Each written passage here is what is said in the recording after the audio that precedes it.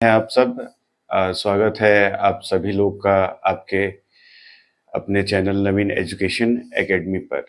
तो हम लोग आप सभी लोग मेरे साथ जनरल साइंस पढ़ते हैं, जिसमें हम लोग board exams 10th 11th 12th और गवर्नमेंट जॉब्स के लिए जनरल साइंस को हम लोग इस चैनल पर क्या करते हैं, पढ़ाई करते हैं। तो हम लोग आज केमिस्ट्री का मेटल्स और नॉन मेटल्स चैप्टर्स को देखने वाले हैं, जो बोर्ड एग्जाम्स के प्रोस्पेक्टस से भी और हमारे गवर्नमेंट एग्जाम के प्रोस्पेक्टस से भी इम्पोर्टेंट चैप्टर हो जाता है। तो हम लोग उसी के बारे में पढ़ने वाले हैं। तो हमारा जो चैप्टर बनने वाला है वो चैप्टर है metal and non metal, metal and non metals. ठीक है, तो मेटल्स एंड नॉन मेटल्स का मतलब होता है यहाँ पर धातु और अधातु। तो हम सभी लोग पढ़ने वाले हैं धातु और अधातु के बारे में, कि धातु क्या होता है, अधातु क्या होता है। तो इससे पहले थोड़ा सा इसका बैकग्राउंड हम लोग को देखना पड़ेगा। ठीक है, तो यहाँ पर देखिएगा कि कुछ एलिमेंट्स होते हैं। ठीक है, यहाँ पर एलिमेंट्स होता है, एलिमेंट्स को आप लोग तत्व बोलते हैं। एलिमेंट्स को क्या बोलते हैं? तत्व। अभी जो बोर्ड एग्जाम्स की अब 2026-27 सेशन वाले में है, उनके लिए भी इम्पोर्टेंट है, और जो जनरल कंपटीशन का फॉर्म डालते हैं उनके लिए ये काफ़ी ज़्यादा इम्पोर्टेंट हो जाता है। तो उन्होंने हम दोनों के लिए पढ़ेंगे और दोनों मीडियम में पढ़ते हैं यहाँ पे। तो जो तत्व है, एलिमेंट्स, तत्व किसको कहा जाता है? एक तरह से ये तत्व जो है ये क्या है? Building blocks of matter.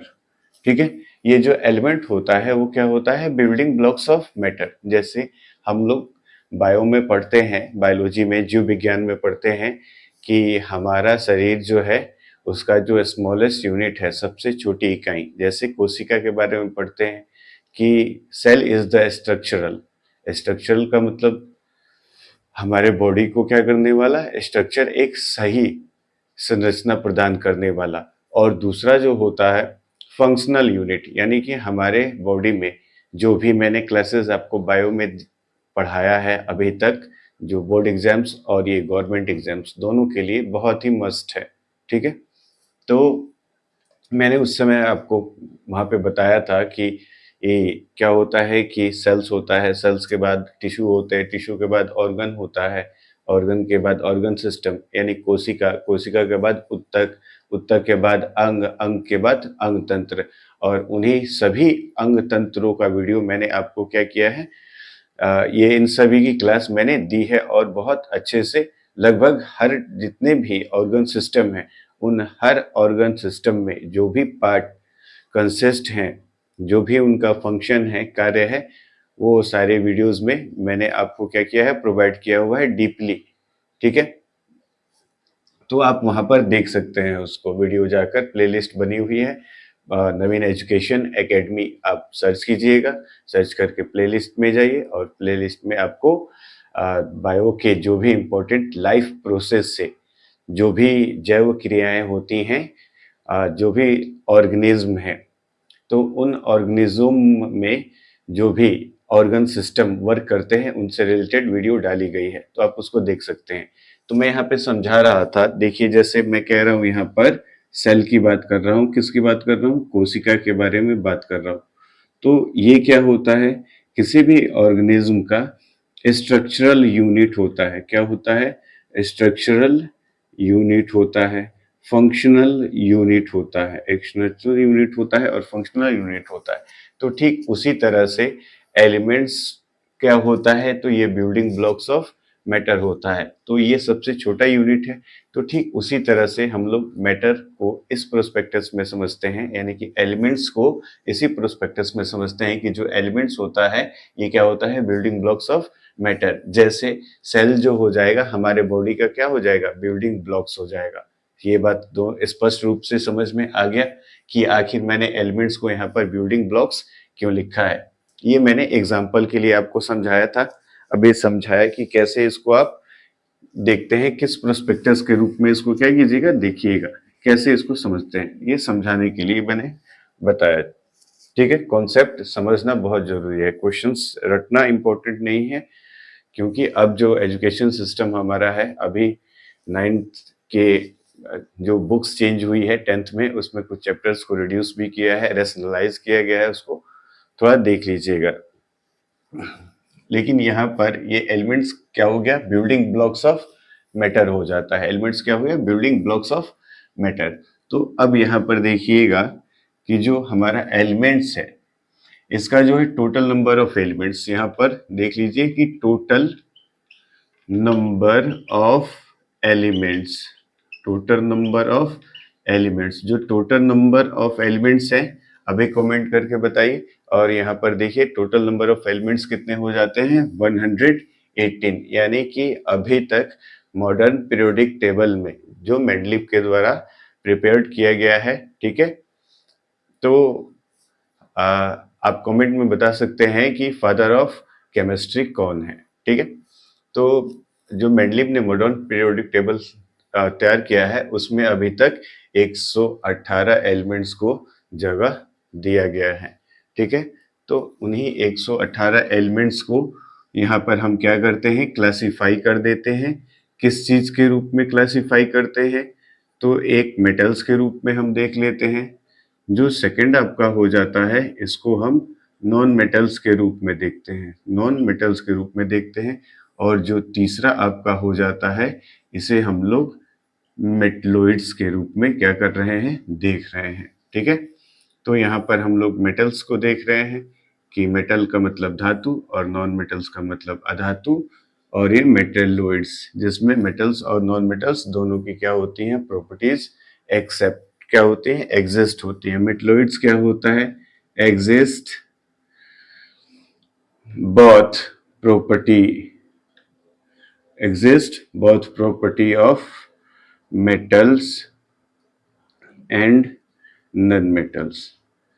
ये हम इस चीज के रूप में क्या करते हैं, इसको थोड़ा देख लेते हैं। जैसे मेटलॉइड्स में क्या होता है कि मेटलॉइड्स में बोरोन हो जाएगा आपका, एग्जांपल्स में आप लोग यहाँ पर देख सकते हैं कि मेटलॉइड्स में क्या हो जाएगा, यहाँ पर लिख लीजिएगा कि मेटलॉइड्स में आपका बोरोन हो जाएगा, बोरोन, सिलिकॉन हो जाएगा, ठीक है,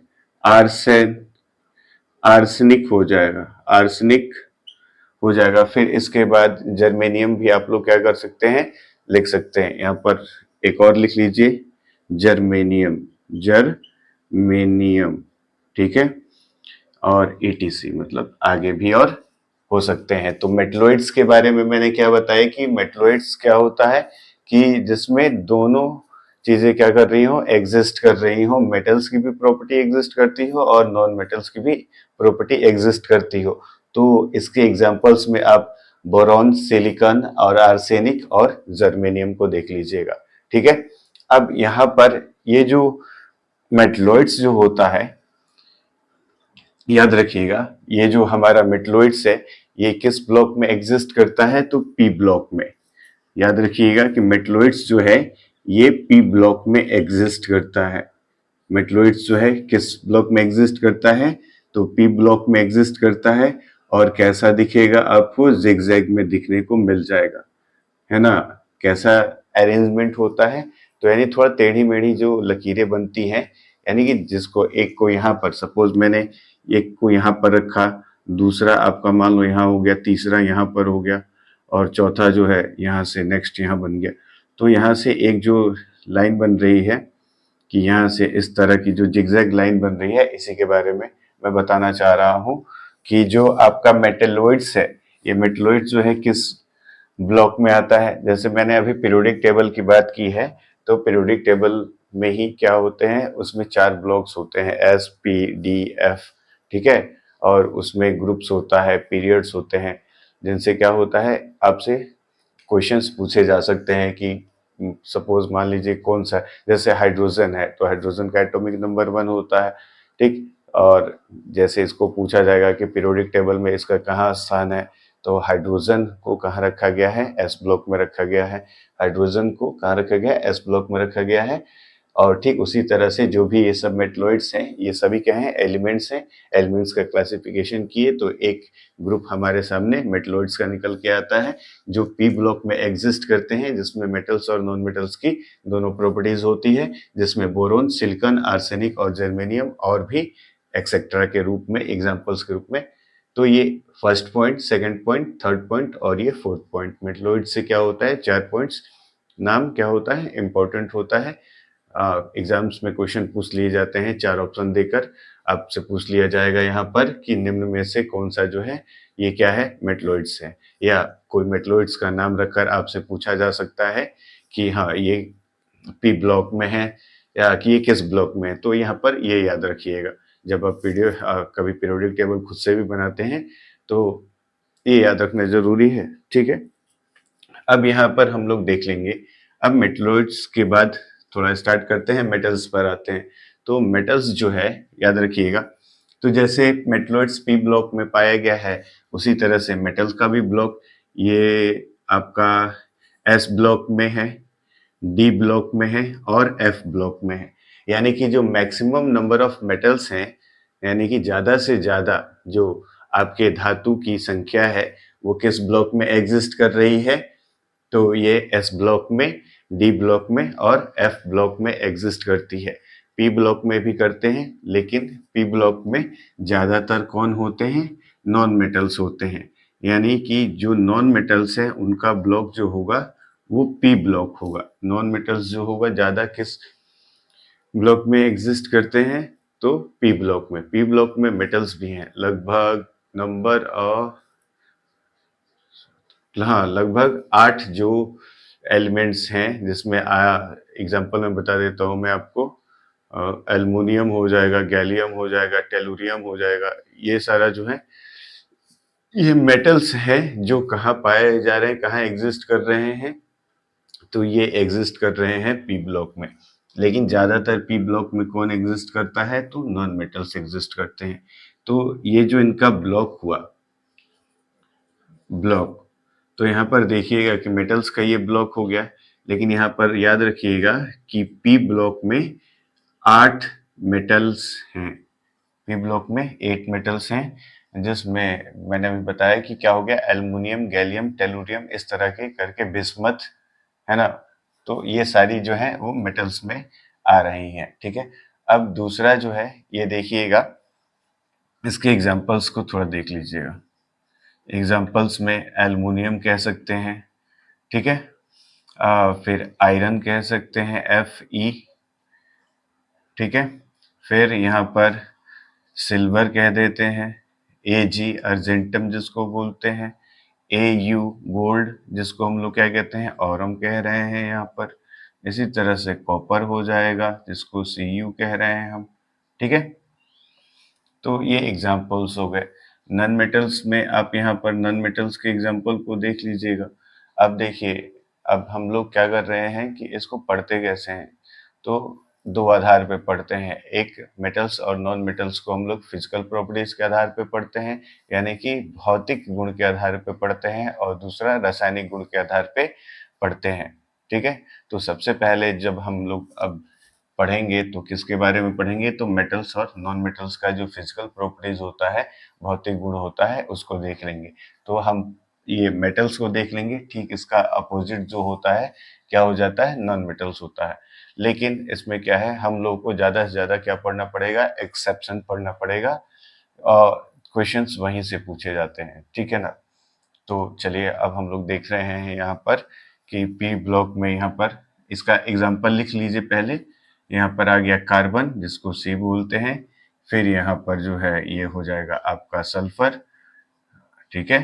फिर यहाँ पर ऑक्सीजन लिख सकते हैं आप, ठीक है। और भी चीजें यहाँ पर हो रही हैं। तो अब यहाँ पर फटाफट आप लोग एक बार क्या कर लीजिए, मेरे साथ रिवाइज कर लीजिए कि हम लोग क्या कर रहे हैं कि ये जो मेटल्स और नॉन मेटल्स वाले चैप्टर को हम लोग क्या कर रहे हैं, पढ़ रहे हैं, धातु और अधातु। तो मैंने बताया कि टोटल नंबर ऑफ एलिमेंट्स कितने हैं, 118 हैं, जो मॉडर्न पीरियोडिक टेबल में एग्जिस्ट कर रहे हैं, जो जिस मॉडर्न पीरियोडिक टेबल को मेंडलीव ने क्या किया था, बनाया था। याद रखिएगा कि जो मॉडर्न पीरियोडिक टेबल है, मॉडर्न पीरियोडिक टेबल, जो तो मॉडर्न पीरियोडिक टेबल है उसको मेंडलीव ने क्या किया था, बनाया था, जिसमें टोटल नंबर ऑफ जो यानी कि कुल जो तत्वों की संख्या है वो कितनी दर्शाई गई है, 118, 118।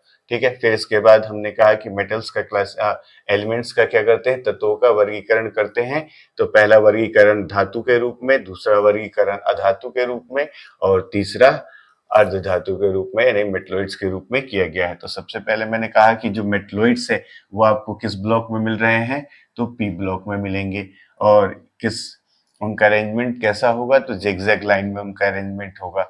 तो यहाँ पर देखिएगा कि जो मेटलॉइड्स होते हैं, मेटल्स और नॉन मेटल्स दोनों की प्रॉपर्टी को क्या करते हैं, एग्जिस्ट करते हैं। जिसमें हमने एग्जाम्पल को पढ़ा, बोरोन पढ़ा, सिलिकॉन पढ़ा, आर्सेनिक पढ़ा और जर्मेनियम पढ़ा। फिर इसके बाद हमने यहाँ पर मेटल्स पढ़ा। तो मेटल्स जो है ज्यादातर एस ब्लॉक में है, लेकिन नंबर ऑफ 8 मेटल्स यानी कि 8 धातुओं की ऐसी संख्या है जो पी ब्लॉक में पाए जाते हैं। और ज्यादा पी ब्लॉक में पाए जाने वाले कौन हैं, तो नॉन मेटल्स हैं। ये याद रखिएगा कि नॉन मेटल्स जो हैं किस ब्लॉक में एग्जिस्ट करते हैं, तो पी ब्लॉक में एग्जिस्ट करते हैं। अब याद रखिएगा कि यहाँ पर क्या होता है, इनर्ट गैस है, इनर्ट गैस, या जिसको आप लोग क्या बोलते हैं, नोबल गैस भी बोलते हैं। तो इसकी संख्या जो है टोटल कितनी है, तो ऐसे तो 6 है, लेकिन एक आगे भी हम लोग क्या करते हैं, पढ़ते हैं। उन सब के जब इनर्ट गैस हम लोग पढ़ेंगे तो उसको उस समय क्या किया जाएगा, आपको नंबर्स और इनर्ट गैस क्यों बोला जाता है उसके बारे में मैं आपको अच्छे से डिटेल में बताऊंगा। तो चलिए, आई होप मैं आप सभी लोग ये बातें क्या हैं समझ गए होंगे। अब इसको मैं मिटा रहा हूँ। अब हम लोग क्या करेंगे कि मेटल्स और नॉन मेटल्स की जो फिजिकल प्रॉपर्टीज है, भौतिक गुण है, अब उसको हम लोग यहाँ पर देखने वाले हैं कि धातु की जो भौतिक गुण है, यानी कि अब यानी कि अगर कोई आपसे कह रहा है कि ये चीज है, और हम क्यों माने कि आखिर हाँ ये जो कह रहा है, अगर कोई कह रहा है कि भाई, एक उदाहरण के रूप में, एग्जाम्पल के रूप में बता रहा हूँ कि अगर हम कह रहे हैं कि भाई कोई आदमी हाथी है, ये कह रहा है हाथी है, तो हाथी क्यों है, तो हाथी इसलिए है कि भाई हाथी की जो प्रॉपर्टीज है, हम क्या देखते हैं कि हाथी के भाई बड़े बड़े कान होते हैं, हाथी का एक सूंड होता है, हाथी का जो शरीर होता है विशालकाय होता है, हाथी इस रंग का होता है। ठीक है। हाथी के 2 दांत अलग से निकले हुए होते हैं, खाने के और दिखाने के क्या होते हैं, और होते हैं। तो यहाँ पर इस बात को समझिएगा कि अगर किसी चीज को हम लोग अगर बोल रहे हैं कि ये चीज है, यानी कि फिजिकल चीजों को, है ना, तो यही बात समझा रहा था।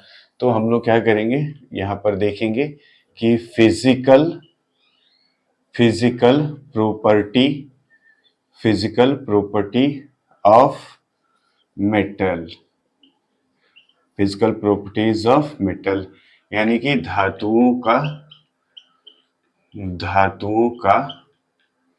भौतिक गुण।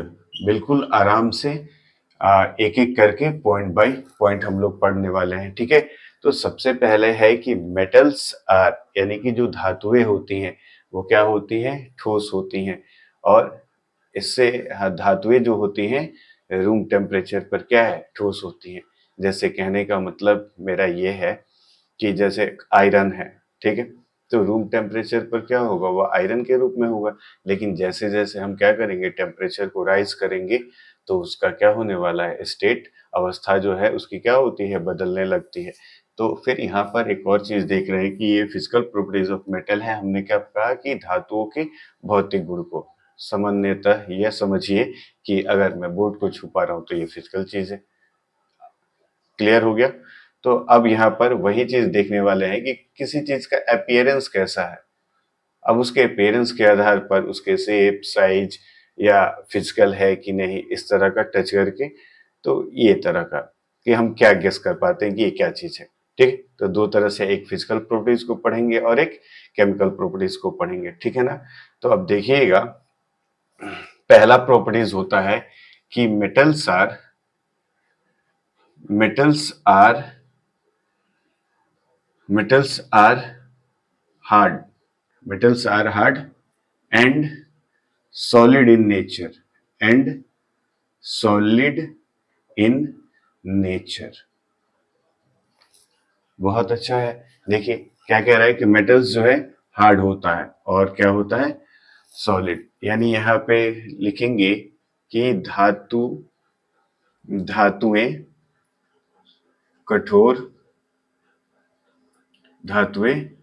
कठोर होती हैं तथा, यहाँ पर रूम टेम्परेचर नहीं लिखा है, यहाँ पर लिख सकते हैं एट रूम टेम्परेचर, यानी कि कमरे के तापमान पर, यानी कि सामान्य कमरे के ताप पर,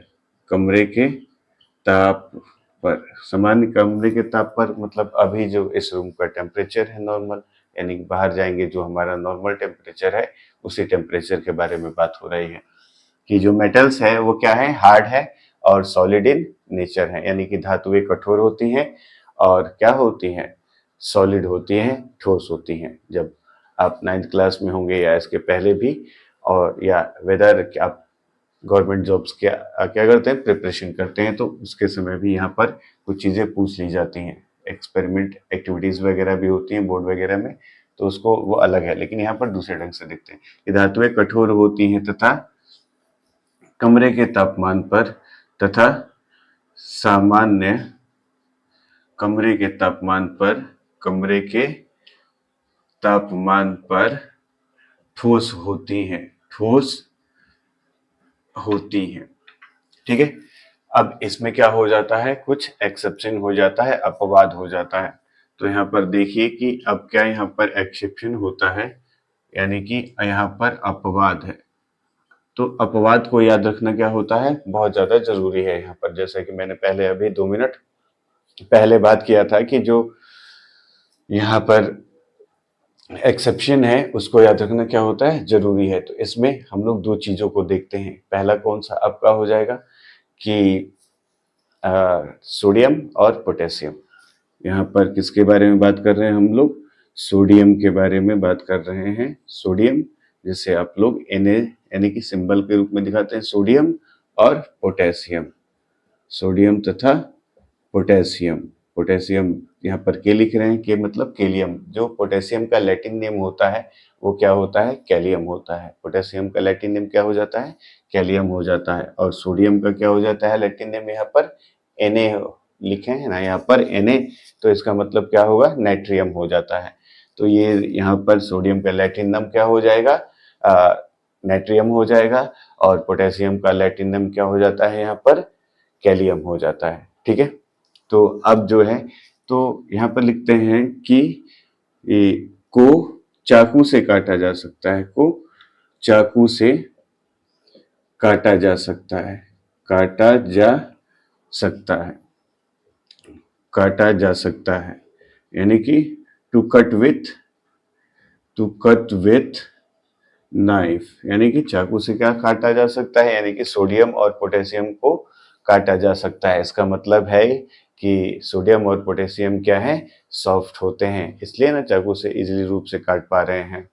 तो ये अपवाद रखिएगा कि जो मेटल्स होता है वो क्या होता है, हार्ड होता है, और क्या होता है, रूम टेम्परेचर पर सॉलिड होता है। लेकिन यहाँ सोडियम और पोटेशियम जो दिया गया है ये क्या होते हैं, ये मेटल्स ही हैं, ये भी धातुएं ही हैं, लेकिन यहाँ पर ये क्या होता है, ये सॉलिड होते हैं, लेकिन हार्डनेस के मामले में क्या हो जाता है, थोड़ा सा वीक हो जाता है, ये क्या हो जाते हैं, सॉफ्ट हो जाते हैं। ठीक है। ये हो गया पहला प्रॉपर्टी। अब हम लोग क्या करेंगे, दूसरे प्रॉपर्टी को देखेंगे कि metals are good conductor of heat and electricity. दूसरा प्रॉपर्टी है आपका कि metals are good conductor, conductor का मतलब सुचालक होता है, गुड कंडक्टर ऑफ हीट यानी कि ऊष्मा, हीट एंड इलेक्ट्रिसिटी, ठीक है।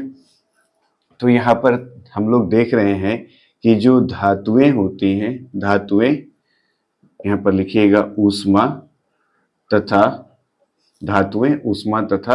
विद्युत, धातुएं ऊष्मा तथा विद्युत के सुचालक होती हैं, ठीक है।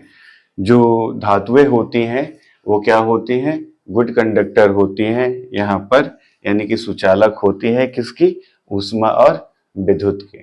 ठीक है, यानी कि अगर हम किसी मेटल्स को गर्म करेंगे तो वो इजीली क्या हो जाएगा, गर्म हो जाएगा। अगर किसी मेटल से चार्ज का फ्लो कराना है, यानी जैसे हम लोग बोलते हैं ना, the flow of current, the flow of charges in per unit time, यानी कि प्रति इकाई समय में क्या होता है, आवेशों के प्रवाह को, यानी कि मान लेते हैं कि ये कोई क्या हो जाता है, चालक तार हो गया। ठीक है, तो 1 सेकंड क्या होता है ना, कि 1 सेकंड में इस पॉइंट से दूसरे पॉइंट में जितने नंबर ऑफ इलेक्ट्रॉन्स का फ्लो हो जाए उसी को बोलते हैं क्या, विद्युत धारा। ठीक है ना, तो विद्युत धारा नहीं पढ़ रहे हैं यहाँ पर, हम लोग क्या पढ़ रहे हैं, धातुएं। ठीक है, धातु के बारे में पढ़ रहे हैं और धातु के फिजिकल प्रॉपर्टीज को पढ़ रहे हैं, धातु के भौतिक गुण को पढ़ रहे हैं। तो यहाँ पर देखना हमें कि मैं विद्युत के बारे में इसलिए आपको बता रहा था कि विद्युत के बारे में इसलिए आपको बता रहा था कि विद्युत का जो सबसे अच्छा चालक होता है वो कौन होता है। ठीक है, विद्युत का सबसे अच्छा जो चालक होगा वो कौन होता है, तो बेस्ट कंडक्टर ऑफ इलेक्ट्रिसिटी, तो वो आपका सिल्वर हो जाएगा, बेस्ट कंडक्टर ऑफ इलेक्ट्रिसिटी। यहाँ पर देखिए, best conductor of electricity, best conductor of electricity, best conductor of electricity है, तो ये इसका जवाब आपका हो जाएगा सिल्वर।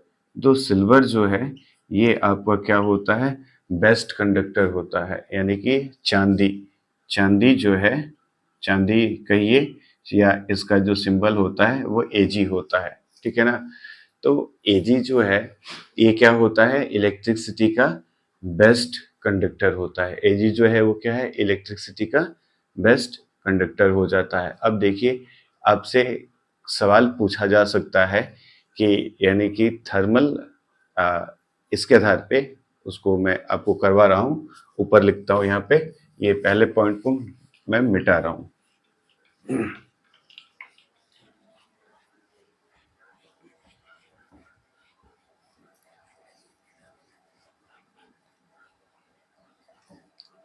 ठीक है, यहाँ पर देखिए कि जो आपका मेटल से good conductor of heat and electricity हो गया, यानी कि विद्युत और ऊष्मा का क्या होता है, सुचालक होगा। ये भी जान लिया हमने कि इलेक्ट्रिसिटी का जो बेस्ट कंडक्टर होता है वो कौन होता है आपका, वो हो जाता है सिल्वर। ठीक है, चांदी जिसको आप लोग बोलते हैं। अब हम लोग यहाँ पर देखेंगे, दो बातें यहाँ पर समझिए। एक यहाँ पर पहली बात आप लोग लिखेंगे, इसी के लिए बता रहा हूं मैं, कि एक लिखिएगा थर्मल, एक क्या लिखिएगा, थर्मल, और दूसरा लिखिएगा इलेक्ट्रिकल, इलेक्ट्रिकल। तो मेटल्स का हम लोग क्या कर रहे हैं, थर्मल और इलेक्ट्रिकल कंडक्टिविटी को देख रहे हैं, कंडक्टिविटी को देख रहे हैं, यानी कि ऊष्मा और विद्युत चालकता, किसको देख रहे हैं, ऊष्मा, ऊष्मा और विद्युत चालकता, चालकता, यानी कहने का मतलब है कि अलग अलग तत्व है, तो अलग अलग उनका वर्गीकरण हुआ, तो धातु अधातु में बांट दिए हम लोग। तो धातु देख रहे हैं, तो धातुओं में भी क्या होता है, सब धातु का प्रॉपर्टीज एक जैसा, उन एक ही जैसा होता है लेकिन सिमिलर, लेकिन उनका काम तो अलग अलग होता है। अब उनकी जो रेसिस्टिविटी होती है या उनकी कंडक्टिविटी होती है या उनका जो थर्मल कंडक्टिविटी है वो क्या होता है, अलग। जैसे आप लोग बॉइलिंग पॉइंट, मेल्टिंग पॉइंट और फ्रीजिंग पॉइंट पढ़ते हैं ना, कि कौन कितना जल्दी मेल्ट होता है, कौन, उसी के सेंस में थोड़ा उसको कनेक्ट करके उसको क्या कर लेंगे, समझ लेंगे यहाँ पर। ठीक है, तो थर्मल कंडक्टिविटी में यहाँ पर देखते हैं, जैसे हो जाता है आपका यहाँ पर Ag हो गया, फिर Cu हो गया, जैसे यहाँ पर लिख रहे हैं Ag, Cu, Au। ठीक है, Ag, Cu, Au, फिर आपका हम कर देते हैं, फिर यहाँ पे एल्युमिनियम भी कर सकते हैं, Al कर दीजिए, फिर इसके बाद Fe कर दीजिए, आयरन। यानी कि यहाँ पर किसके बारे में बात हो रही है, ये आपका हो जाएगा चांदी, और ये आपका हो जाएगा कॉपर। ठीक है, और ये आपका हो जाएगा सोना, गोल्ड, और ये हो जाएगा एल्यूमिनियम, एल्यूमिनियम, और ये आयरन हो जाएगा आपका लोहा। ठीक है, तो जनरली हम लोग क्या करते हैं, इन्हीं का क्या करते हैं, ज़्यादा प्रयोग करते हैं, इन्हीं का ज़्यादा इस्तेमाल करते हैं।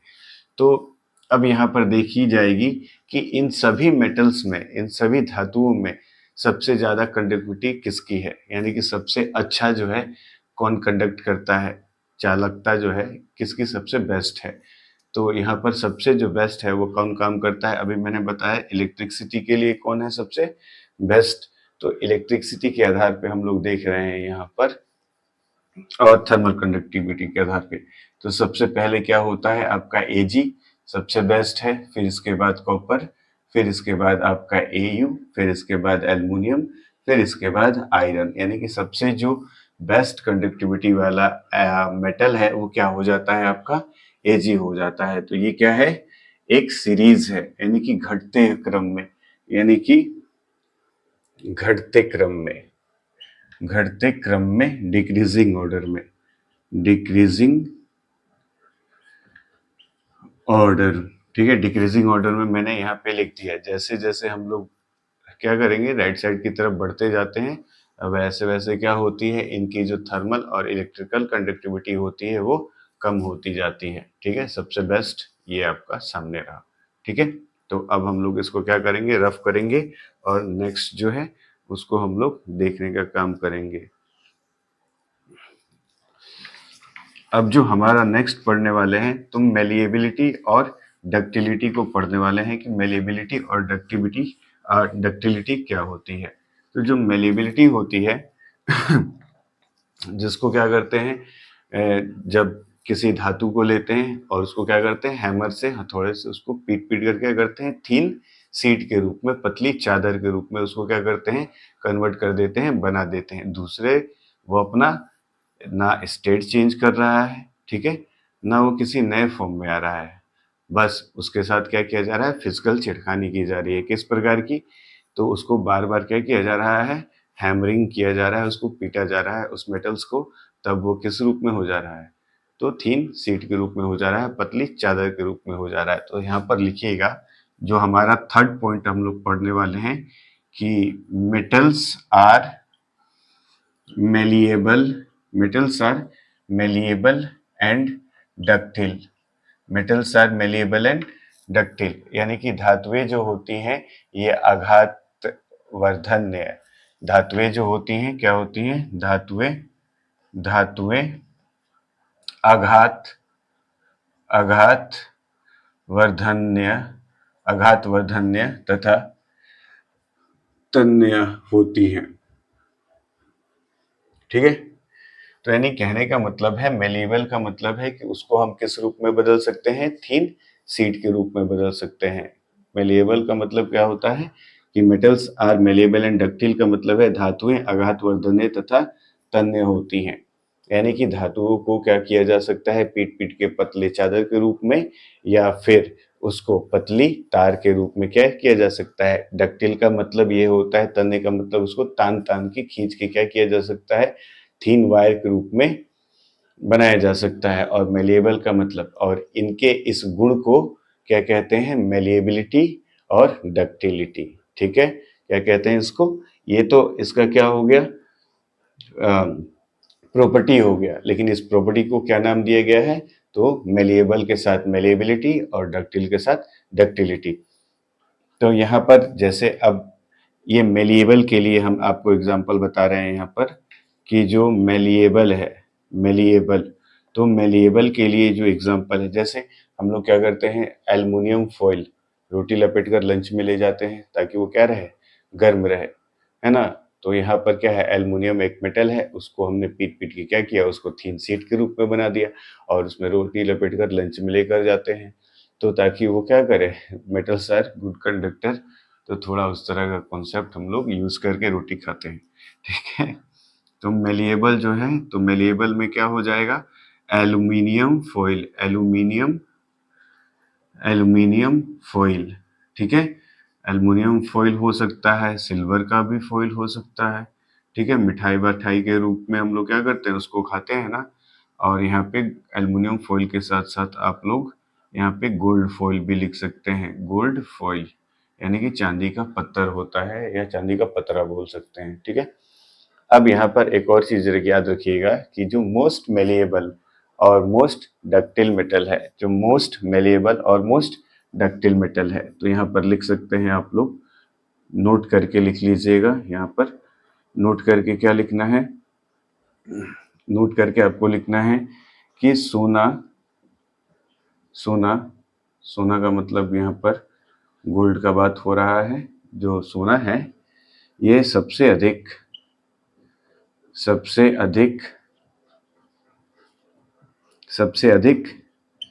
मेलिएबल, सबसे अधिक मेलिएबल तथा डक्टिल, मेलिएबल तथा डक्टिल होते हैं, मेलिएबल तथा डक्टिल होते हैं या होता है, ठीक है ना। तो जो सोना है सबसे क्या होता है, बेस्ट मेलिएबल और बेस्ट, यानी कि सबसे अगर थीन शीट के रूप में बनाने के लिए हम क्या करेंगे, काम कर रहे हैं, तो गोल्ड जो है सबसे बेस्ट है और इसकी जो डक्टिलिटी भी है सबसे बेस्ट है, ठीक है। अब क्या करेंगे, नेक्स्ट पॉइंट को हम लोग पढ़ने वाले हैं कि नेक्स्ट पॉइंट में अब ऊपर वाली चीजों को क्या कर रहा हूं मैं, मिटा रहा हूं यहाँ पर।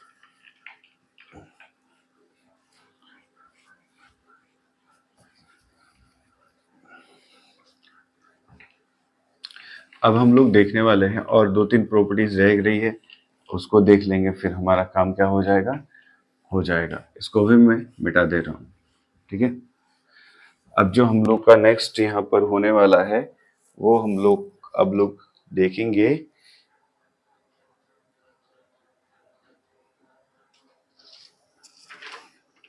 ठीक है।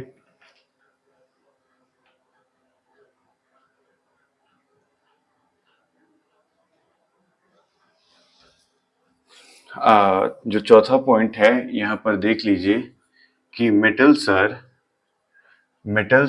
Are lustrous, metals are lustrous, ठीक है।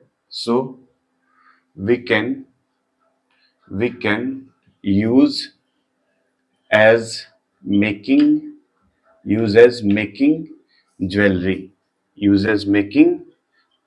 ज्वेलरी, यानी कि आभूषण, यानी कि धातुएं जो होती है, धातुएं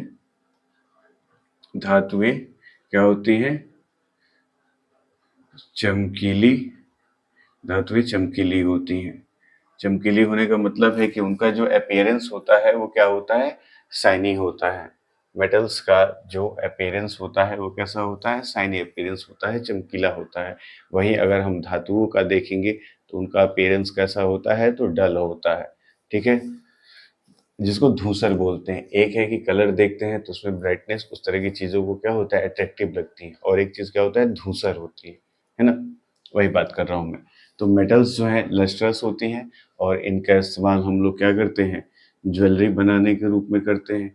जैसे अभी एजी चांदी के बारे में बताया, एयू गोल्ड, पीटी प्लेटिनम, तो ईटीसी, ये कुछ ऐसे क्या है, मेटल्स हैं जिनका इस्तेमाल हम लोग क्या करते हैं, ज्वेलरीज के रूप में करते हैं। और भी मेटल्स हैं लेकिन यहाँ पर हम लोग इतने को देखेंगे, कॉपर भी हो जाएगा, एल्युमिनियम भी हो जाएगा, ठीक है। आगे आप लोग जो चाहे लिख सकते हैं। अब मेटल्स जो भी होंगे, नेक्स्ट पॉइंट को देख लेते हैं कि जो मेटल्स होता है, मेटल्स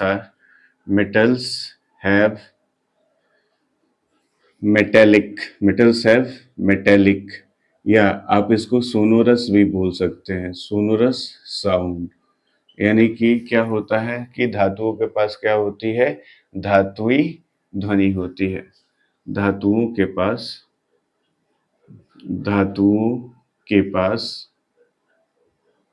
धात्विक धातुओं के पास धात्विक ध्वनि होती है, ठीक है।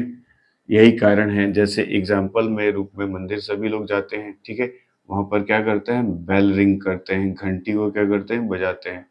तो वहाँ पे जो जनरली जो मेटल्स होते हैं, जो जनरली जो है मंदिर में घंटी वगैरह चाहे घर में यूज करते हैं, या जिससे हमें क्या करना है, मेटेलिक साउंड चाहिए होता है, उन तरह की चीजों को यूज करते हैं। तो एग्जाम्पल्स के रूप में जो सामान्य कॉमन है, तो पहले यहाँ पर देख सकते हैं, ठीक है ना।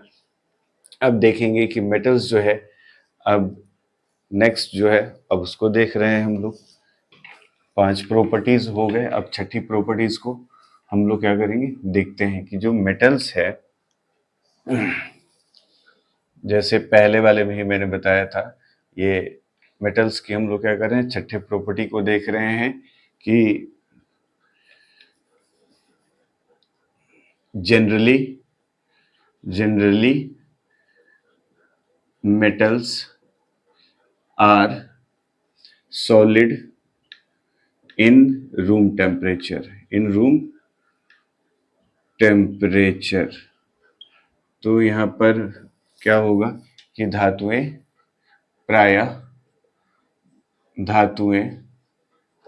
कमरे के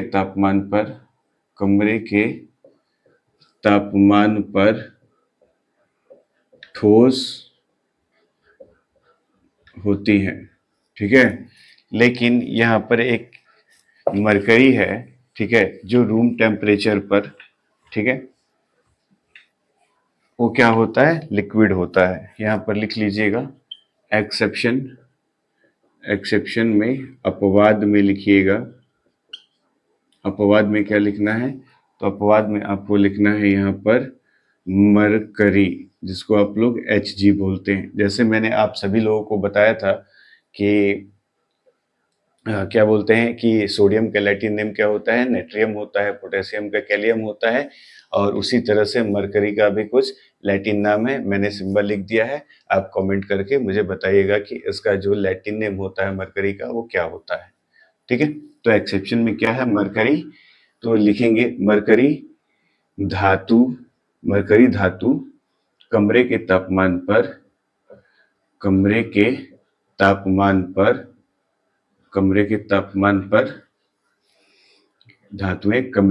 मरकरी धातु कमरे के तापमान पर द्रव्य अवस्था में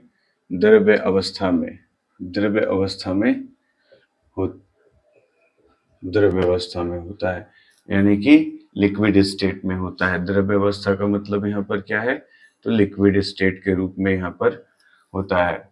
ये बात समझ में आ गया कि यहाँ पर मेटल्स जो होता है वो जनरली क्या होता है, रूम टेम्परेचर पर क्या हो जाता है, सॉलिड होता है। लेकिन यहाँ पर जो एक्सेप्शन में मरकरी है, ये मरकरी जो धातु है, कमेंट में मैंने कहा है इसका लैटिन नेम बताने को, कमरे के तापमान पर क्या होता है, द्रव्य अवस्था में मौजूद होती है, ठीक है। अब यहाँ पर देखिएगा कि नेक्स्ट जो हम लोग बात कर रहे हैं कि थोड़ा बात कर लेते हैं कि मेटल्स के मेल्टिंग पॉइंट और बॉइलिंग पॉइंट पर देख लेते हैं कि मेटल्स का जो मेल्टिंग पॉइंट और बॉइलिंग पॉइंट, मेटल्स का जो मेल्टिंग पॉइंट होता है वो जनरली क्या होता है, हाई होता है। मेटल्स का जो मेल्टिंग पॉइंट होता है वो क्या होता है, हाई होता है। अब सातवें प्रॉपर्टीज को हम लोग देखने वाले हैं कि मेटल्स का जो मेल्टिंग पॉइंट होता है वो क्या होता है, हाई होता है।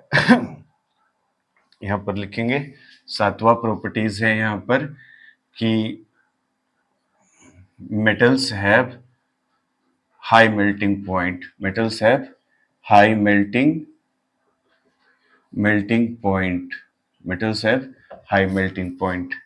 यानी कि जो धातुओं का द्रव्यणांक होता है, यानी कि धातुएं उच्च द्रव्यणांक की होती हैं। यानी कि ये सॉलिड स्टेट में जब ये मेल्ट होगा तो किस स्टेट में आएगा, लिक्विड स्टेट में आएगा। तो यहाँ पर यही चीज दिखेगा, इनका जो मेल्टिंग पॉइंट होता है वो क्या होता है, हाई होता है, ठीक है ना। तो जैसे एग्जाम्पल के रूप में यहाँ पर लिखेंगे, उदाहरण के रूप में, तो आयरन यहाँ पर लिख लीजिए, क्या लिख लीजिए, आयरन लिख लीजिए। यहाँ पर आप आयरन का मुझे क्या कीजिएगा, लैटिन नेम कमेंट में बताइएगा, फेरम होता है, ठीक है ना। आयरन का लैटिन नेम आप मुझे क्या कीजिएगा, कमेंट करके बताइएगा। अब यहाँ पर मैं क्या लिख रहा हूँ, एक्सेप्शन लिख रहा हूँ। तो एक्सेप्शन लिख रहा हूँ यहाँ पर, एक्सेप्शन का मतलब क्या होता है, तो एक्सेप्शन का यहाँ पर मतलब होता है अपवाद, ठीक है। तो अपवाद में क्या होता है, एक ऐसा मेटल है जिसको हम लोग क्या करेंगे, अपने पाम पर रखेंगे तो वो क्या हो जाएगा, तुरंत पिघलना स्टार्ट हो जाता है, यानी कि रूम टेम्परेचर पर ही वो सॉलिड से क्या होता है, लिक्विड स्टेट में, यानी कि मेल्ट करना स्टार्ट हो जाता है। तो यहाँ पर लिखिएगा वो कौन सा एलिमेंट है, गैलियम। बताइए, मैसेज बॉक्स में लिख सकते हैं। यहाँ पर जो गैलियम है, तो ये गैलियम क्या करते हैं, जब इसको हम अपने हाथ के ऊपर ही रखेंगे तो ये नॉर्मल रूम टेम्परेचर पर ही पिघलना क्या हो जाता है, स्टार्ट हो जाता है। तो लिखिएगा गैलियम सामान्य ताप पर जब हाथ में रखते हैं,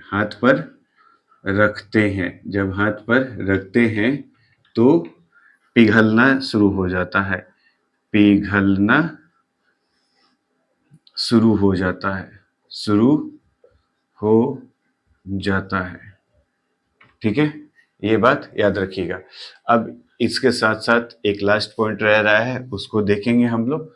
तो आपने यहाँ पर क्या सीख लिया कि मेटल्स है हाई मेल्टिंग पॉइंट। मेटल्स का क्या होता है, यानी कि मेटल्स को हम लोग जब गर्म करेंगे या उसको मेल्ट करने का प्रयास करेंगे, पिघलाने का प्रयास करेंगे, तो हमें क्या करना पड़ेगा, तो उनका जो ये होता है वो क्या होता है, मेल्टिंग पॉइंट हाई होता है। एग्जाम्पल में मैंने आयरन लिख दिया, कॉमन है, इसको देखकर हम समझ सकते हैं। लेकिन एक्सेप्शन में याद रखिएगा, ये पूछे या ना पूछे, ये पूछ सकता है। तो गैलियम जो है क्या होता है, सामान्य ताप पर जब इसको हाथ के ऊपर रखते हैं तो ये पिघलना क्या हो जाता है, स्टार्ट हो जाता है। तो याद रखिएगा। अब एक और क्वेश्चन है आप लोग को, मैंने वहां पर पीछे जब आप लोग को बताया था कि मेटल्स का जो कंडक्टिविटी है इलेक्ट्रिसिटी का, वो क्या होता है भाई, अच्छा होता है, गुड कंडक्टर होता है। लेकिन आप लोग मुझे कमेंट करके बताइए कि कोई ऐसा भी मेटल है जो बैड कंडक्टर ऑफ इलेक्ट्रिसिटी है। तो आपके लिए यहाँ पर क्वेश्चन एक है कि आप इस क्वेश्चन का मुझे क्या कीजिएगा, जवाब देकर बताइएगा कि which metal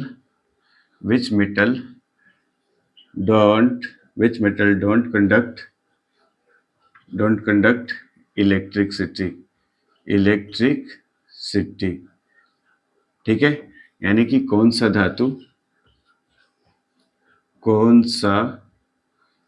धातु विद्युत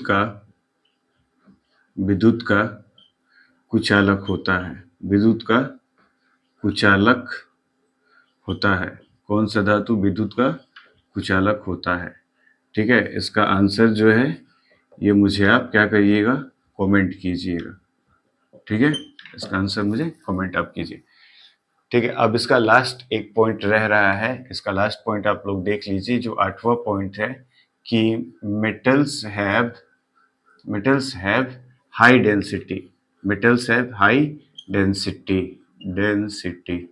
डेंसिटी का मतलब होता है घनत्व, यानी कि धातुओं का घनत्व क्या होता है, उच्च होता है। धातुओं का घनत्व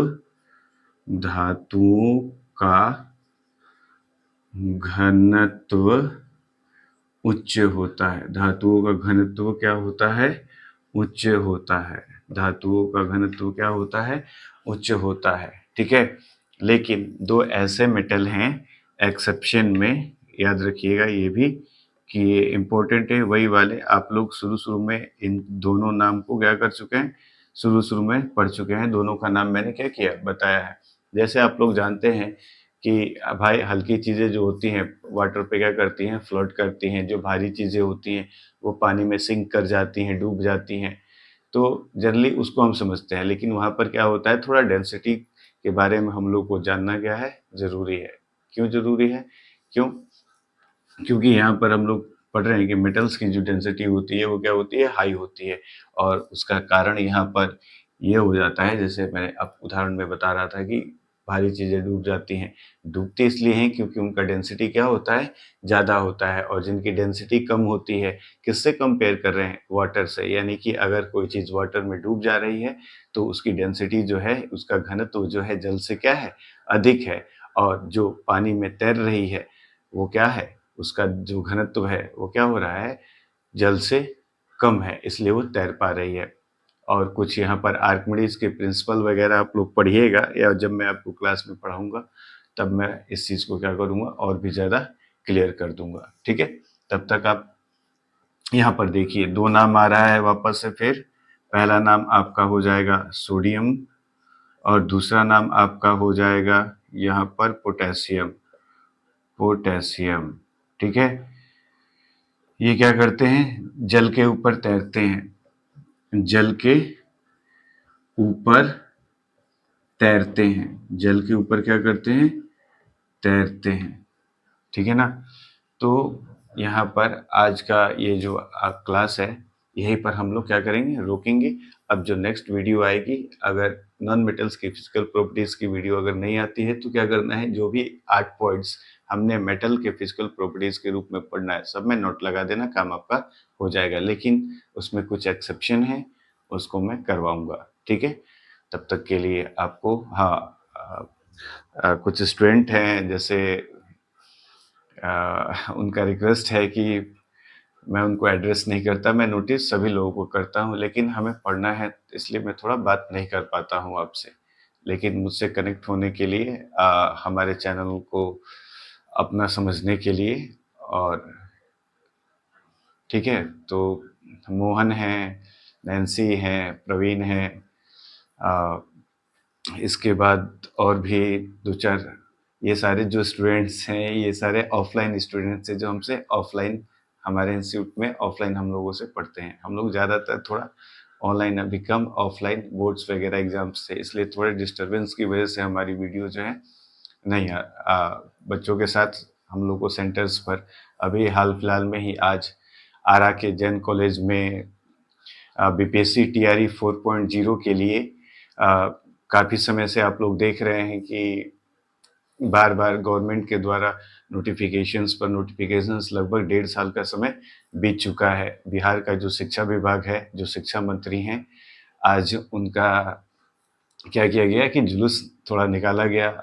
उनसे हमारी जो मांगे हैं हमने वहाँ पर अपनी रखी है कि भाई जल्द से जल्द बीपीएससी टीआरई 4.0 का क्या कर सके वो, इस चीज़ को, बच्चों में जो अविश्वास उत्पन्न हो रहा है उस अविश्वास न उत्पन्न हो, इसके लिए आप जल्द से, हमारे भाई बच्चों का भविष्य है उसके लिए आप ये बीपीएससी टीआरई 4.0 जितना जल्द हो, शीघ्र से शीघ्र, हम लोग क्या कर रहे हैं, शांतिपूर्वक अपनी मांग को आपके सामने रख रहे हैं। तो प्लीज़ आप सभी लोग, जो भी अदर कैंडिडेट्स भी हैं, जो कहीं पर भी किसी भी इंस्टीट्यूट में पढ़ते हैं और बीपीएससी टीआरई 4.0 के लिए तैयारी कर रहे हैं, तो उन सभी बच्चों के सपोर्ट के लिए